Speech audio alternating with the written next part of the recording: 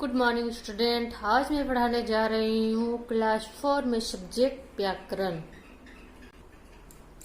पिछली कक्षा में हम आगे का प्रश्न उत्तर बनाए थे। ये हमारा बकाया था। भाषा किसे कहते हैं? इसका जवाब है भाषा वह साधन है जिसके द्वारा हम अपने विचार बोलकर या लिखकर दूसरों के सामने प्रकट करते हैं।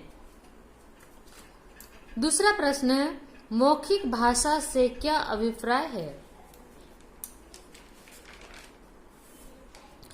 जब हम अपने भाव या विचार मुख से बोलकर प्रकट करते हैं तो भाषा का यह रूप मौखिक भाषा कहलाता है।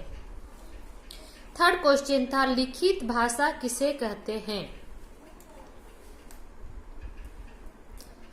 जब हम अपने भाव या विचार लिखकर प्रकट करते हैं तो भाषा का यह रूप लिखित भाषा कहलाता है।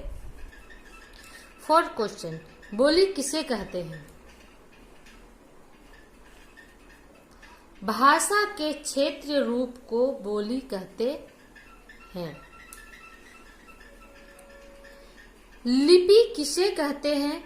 हिंदी भाषा की लिपि का नाम लिखिए। भाषा की ध्वनि चिन्हों को जिस रूप में लिखा जाता है लिपि कहलाती है। हिंदी भाषा की लिपि देवनागरी है। व्याकरण किसे कहते हैं?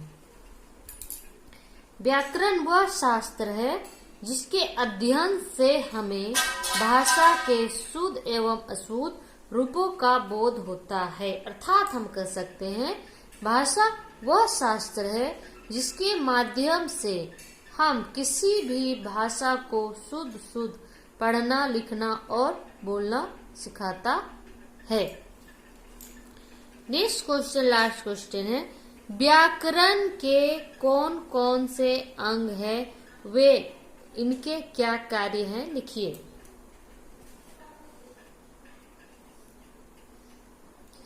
व्याकरण के 3 अंग है। पहला वर्ण विचार। अब इसके कार्य देखिए।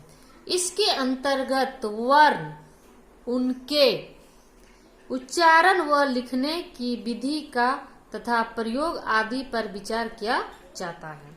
शब्द विचार। इसके अंतर्गत शब्दों की रचना, उनके भेद आदि पर विचार किया जाता है। तीसरा वाक्य विचार।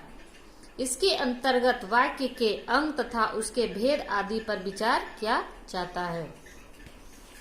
ये हम आपको 1 से लेकर के 7 तक का प्रश्न उत्तर करवा दिए हैं और आगे का भी प्रश्न उत्तर पूरा हो चुका है। आज ये चैप्टर हमारा समाप्त होता है।